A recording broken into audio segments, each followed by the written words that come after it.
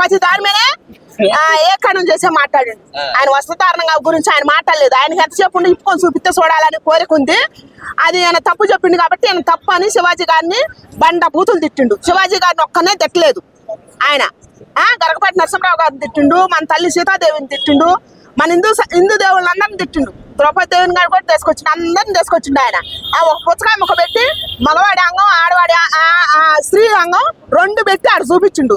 అట్టాడు సన్నాసి గురించి నువ్వేం అడుగుతావు అడుగు, నేను చెబుతా వాడి గురించి. అసలు అలా చేసినప్పుడు నీకు ఏమనిపించింది? అసలు వాడిని చెప్పు తీసుకొని చెప్పుకు పెంట రాసి కొట్ట బుద్ధి అయింది అనమాట. అట్టాటి ఎదవని అట్టాటి ఎదవకి అసలు ఏం చేసినా తక్కువే అయింది. సాక్షాత్ సీతాదేవిని రేప్ చేశారు అని చెప్పడం ఇలా సాక్షాత్ సీతాదేవిని తీసుకొచ్చి పెట్టిందంటే రేపు తల్లిని పెట్టడా? కన్న తల్లిని కూడా పెడతాడు కట్టాడు సన్నాసి. కన్న తల్లి తలతో సిగ్గుతో తలదించుకునే పరిస్థితికి తీసుకొచ్చిండు. వాడికి ఏం పని ఉంది? సీతాదేవి కాడికి పోయిండు.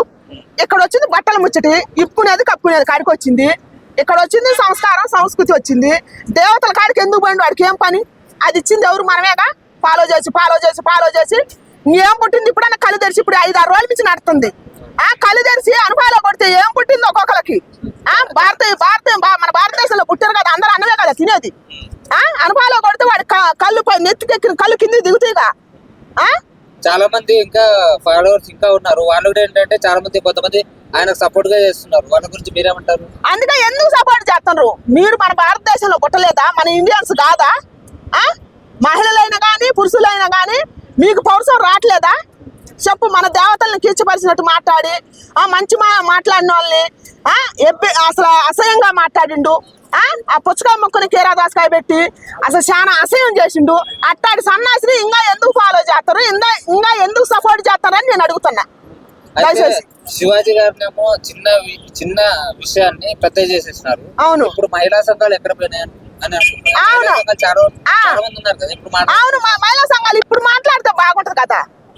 మన దేవతని ఆ తల్లి ఆ రోజు ఇట్టాటి ఇట్టాటి కుక్క ఎవడో పుడతాడని చెప్పి ఆ తండ్రి శ్రీరామచంద్రుడు అగ్ని ప్రవేశం చేపించిండు. ఆ తల్లి అసలు ఆ తల్లి అక్కడ ఏం జరిగిందని వాడు రావణాసురుడు తీసుకుపోయినా కూడా ఆ అరికాలను కూడా ముట్టుకోలే. ఆ సన్నాసి భూమిని పెక్కలించి తీసుకొని పోయిండు. ఆమెను అంటుకోవడానికి వాడికి కూడా దమ్ము చాలలేదు. కొంచెం సంస్కారంగా మాట్లాడడం నేర్చుకోవాలి. ఎంత ఘోరాతి ఘోరంగా సమాజంలో సభ్య సమాజం తలదించుకునే విధంగా శివాజీ గారి అమ్మగారిని కూడా తిట్టాడు అనేవాడు.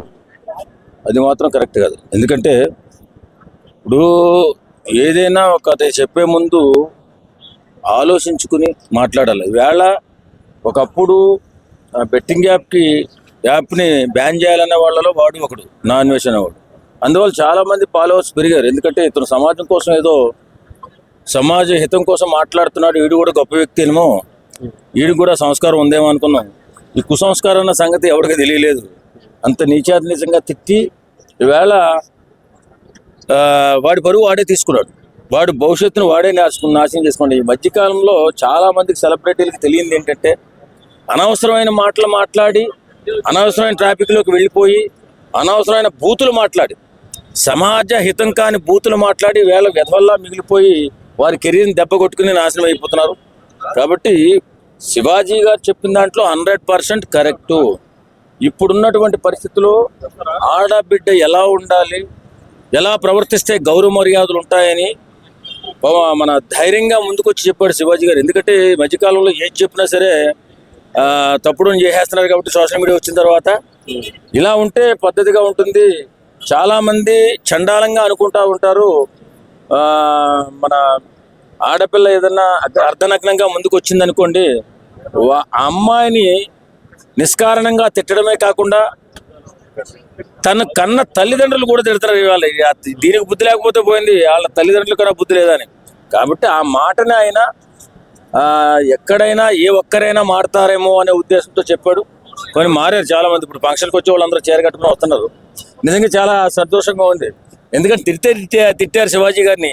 ఆయన మంచి మాట చెప్పి సమాజ హితం కోసం వచ్చి చెప్పి స్త్రీల గౌరవం కోసం కొంతమంది ట్రోల్ చేశారు, కొంతమంది వ్యంగ్యంగా మాట్లాడారు, కొంతమంది స్త్రీకి స్వేచ్ఛొద్దా అని పెద్ద పెద్ద మాటలు మాట్లాడారు.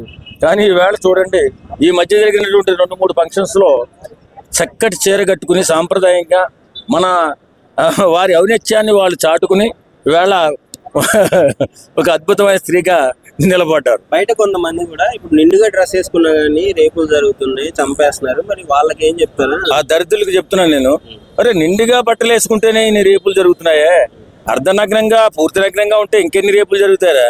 అసలు మాట్లాడే దానిలో ఏదైనా అర్థం ఉందా? నిండుగా కప్పుకుంటే రేపులు జరుగుతున్నాయి. అరే సన్నాసులారా, నేను ఒకటే చెప్తున్నా, ఎందుకంటే నిండుగా కప్పుకుంటేనే ఇన్ని జరుగుతాయి, అర్ధనగ్నంగా పూర్తి నగ్నంగా ఉంటే ఇంకెన్ని జరుగుతాయి. అప్పుడు ఎవడు బిడ్డ కూడా పతివ్రతగా మిగలదు. కాబట్టి ఒళ్ళు దగ్గర పెట్టుకుని మాట్లాడండి. ఆడవారి సాంప్రదాయం గురించి సంస్కారం గురించి మాట్లాడితే మధ్యలో వచ్చేసి ఏవో కొంపలంటి పోయినట్టు మధ్యలోకి వచ్చేసి మాట్లాడుతున్నారు. అంటే ఏంటి, ఆడవాళ్ళని చెడగొట్టాలని ప్లాన్ చేస్తున్నటువంటి నీచుల్లో మిగిలిపోతారు వీళ్ళు. అంటే శివాజీ గారు మాట్లాడినప్పుడు బయటకు వచ్చి అనుసూయ గారు నాకు ఖండించారు.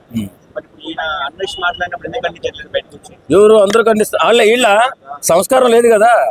సంస్కారం ఉంటే వీళ్ళు ఎందుకు మాట్లాడరు? ఇప్పుడు ఆ అన్వేషణ కూడా అంత భయంకరంగా తిట్టాడు కూతురు. మరి మన కాలపు అంటే ఏమంటారంటే మన జనరేషన్ మరి మహాపతివ్రత అనసూయ గారు మరి మాట్లాడాలి కదా, ఎందుకు మాట్లాడలేదు? అవసరంగా సిగ్గుండాలి మాట్లాడితే. ఇప్పుడు అంత ఘోరంగా తిట్టాడు, ఖండించాలి కదా. మెసేజ్ పెట్టలేదు అనరు, ఎందుకంటే వీళ్ళకి బట్టలు ఇప్పేసుకోవడం సరదాగా ఉంది. ఇప్పేసుకోండి కాదని ఎవడన్నాడు? శివాజీ గారిని ఎందుకు అనడం? శివాజీ ఆడబిడ్డల గౌరవం గురించి మాట్లాడాడు. మాట్లాడినే వక్రీకరించి మాట్లాడారు. ఎవడు రాని ఒకడు, కోసేయాలని ఒకడు, తీసేయాలని ఒకడు. ఏం బీక్తారా బాబు మీరు? నాకు అర్థం కాదు. ఇండియాకి రాను, నాకు కూతురు పుట్టుకు, నా కూతురు పరిస్థితి కూడా అలాగే కావచ్చు, ఇండియాకి రాని చెప్పి ఏదో ఇండియాకి ఎవరు రమ్మన్నాడు? ఇండియాకి వస్తే తొక్కుతారు. ఇక్కడ చాలా ఉన్నాయి వాడి మీద, ఒకటి రెండు కాదు. మరి అదే ధైర్యం వాడికి. ఆ వెదవకు ఉన్నటువంటి ధైర్యం కాబట్టి అమ్మల్ని అక్కల్ని ఎలా తిడతాడు నిష్కారణంగా? మొన్న గవర్నమెంట్ వచ్చేసి ఐబొమ్మర్ అలీని అక్కడ ఉన్నటువంటి పర్సన్ ని ఇక్కడికి తీసుకొచ్చారు కదా, తీసుకొచ్చామని చెప్పేసి చెప్తున్నారు. అలానే మరి అన్వేషణ ఎందుకు తీసుకురావాలి? ఆ ఎదవకున్న పర్మిషన్స్ ఏమిటో, పర్మిట్లు ఏంటో ఎవరికి తెలుసు? ఎక్కడెక్కడ దేశాలు తిరుగుతుంటాడు. ఇన్ని పర్మిషన్ తీసుకుని వెళ్ళి పట్టుకురావాలంటే చాలా కష్టంగానే అనమాట. ఎప్పుడు నాడు తప్పు చేసినాడు దొరకమాటు మానడు, శిక్ష అనుభవించమానడు. ఖచ్చితంగా వాడు చేసినటువంటి తప్పుకి ఖచ్చితంగా శిక్ష పడి తీరుతుంది, దొరికి తీరుతాడు.